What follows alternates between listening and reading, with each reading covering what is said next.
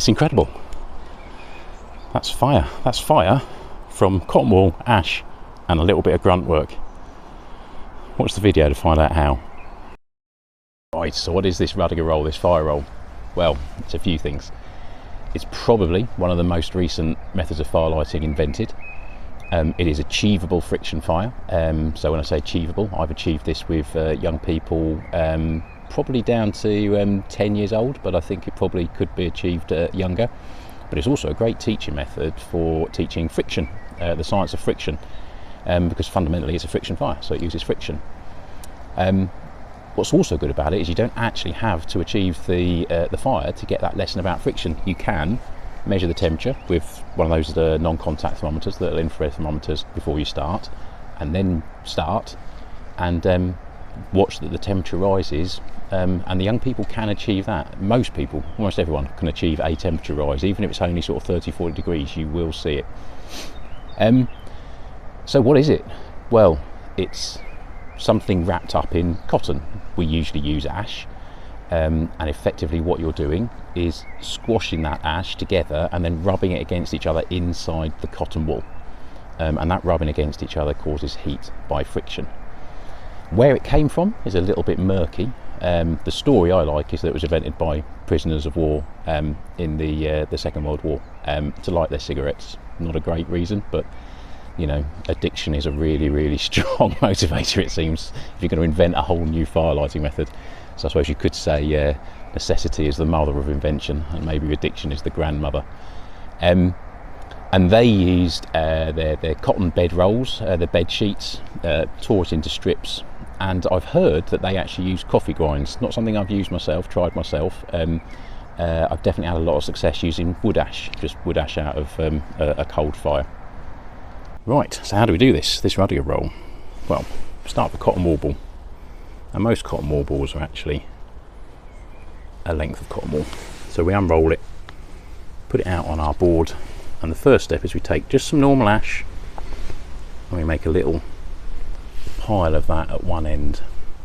Don't sprinkle it all the way down, keep it at one end, it works better. And then once we've got that, we roll it up. And now the first step is to get this nice and tight, so whichever way you just rolled it. So if you rolled it from top to bottom, to start with we're going one way, and the trick here is to maybe start a little gently, and we're looking to get a really solid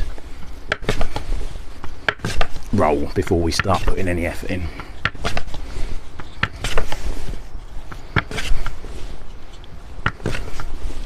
Right, so what you're looking for is something about the size and actually the firmness of a pencil.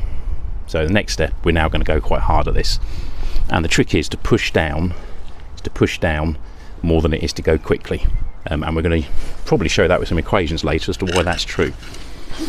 So just get in position. I might get a bit out of breath on this, but let's try.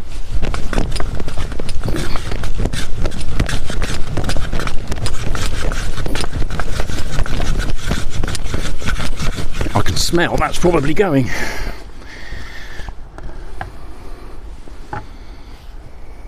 Right, there you go. I don't know if you can see the smoke on the video,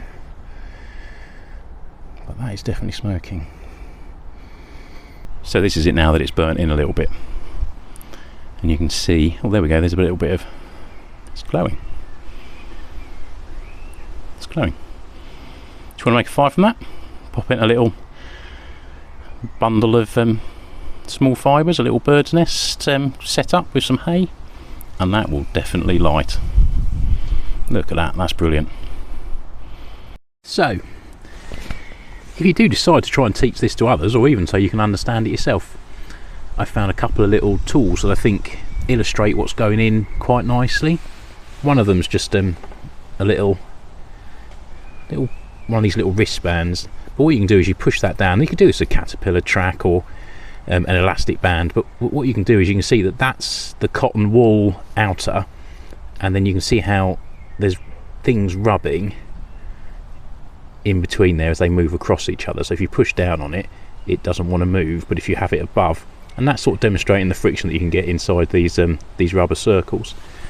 Another nice one, these aren't something everyone will have, one of these little juggling balls that's filled with peas or lentils or something. But what you can do is if you roll it without pushing down, you don't feel a lot of the crunching, but as soon as you kind of push down, you really can hear it crunching underneath there.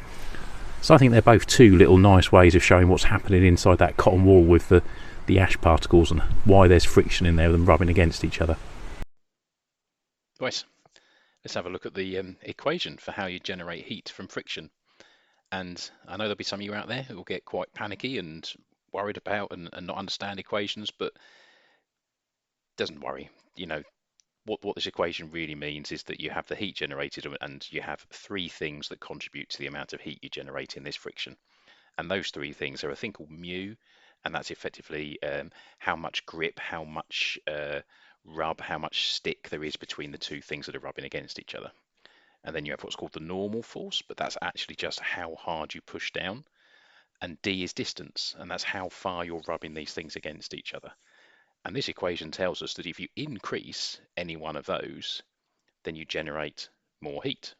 So that's quite simple, isn't it? That's three things, generate more heat. Now, when we've got these Rudiger rolls, we can maybe increase the stick between the objects. We could change the ash out for something else. So coffee can be used. If you look online, there's different kinds of fungus, but we could try soil, sand, see what works, what doesn't work. So we can change that mu. The friction, the force down, now, there's something that is a little complicated mathematically. You can go and measure how much downward force you can press. So you can go and get your bathroom scales, you can kneel down in front of them, you can push into them. And that will show you the mass, but it is actually measuring a force. If you times that number you see, if that's in kilograms, times that by 10, then you'll get the number of newtons that you're pressing down with. Now, I tried this earlier and I could easily press down 30 kilograms or 300 newtons. Now, that 300, if you think about the distance we're rubbing that thing backwards and forwards, we may be doing, and this is units, these are in meters, we may be doing 0.1, 0.2 of a meter. So if you do this 20 times back and forwards, you'll get up to about 2-3 meters as compared to 300 newtons. Now, can you see that why it makes such a big impact, that if you push down harder, it makes a much bigger impact than if you go faster, because it's much, much easier to put a whole 10 more newtons on there, adding 10 more to the heat, than it is to try and get another 10 meters of distance traveled. And let's not forget that this equation says how much heat is going in. We haven't looked at the amount of heat going out. So all the time you're doing this, there will be heat going out as well. So if you may be able to do more in the distance, but all the time you're doing it, heat's escaping as well. So this is why that force makes such a big difference. Quick summary on that then. Rudiger roll, fire by friction, invented relatively recently, achievable, and it's caused by friction between those ash particles, or the particles in there, rubbing against each other. And as we saw from the equation, it's the pressure that really matters. You're going to struggle to get the distance on it. I hope you have fun playing with that, and just contact me if you want me to come and help to support teaching children this method and other classroom science syllabus as well. I've got different lessons for quite a lot of science through bushcraft and practical skills. Thank you for watching.